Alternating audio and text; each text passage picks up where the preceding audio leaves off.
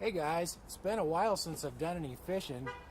We moved a year and a half ago and I had back surgery, and then my wife died 6 months ago, so I just haven't been out. But today I'm down here at the Petaluma River at the end of I Street, so let's see if I can get this figured out and maybe catch a fish or two.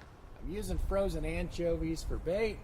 Got a two hook rig here, so let's get this casted out.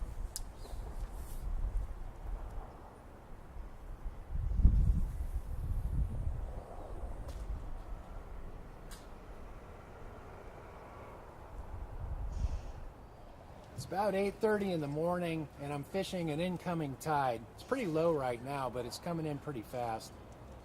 No bites yet, but it's nice out here. A couple of bites, but no fish so far.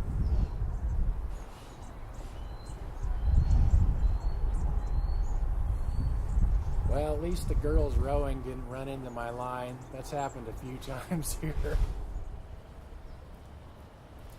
Well, I got a little one.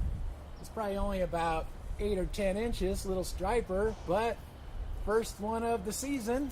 So at least my skunk is broken. Kind of feels good. Well, there's my second one. He's not very big either, but hey, it's another fish.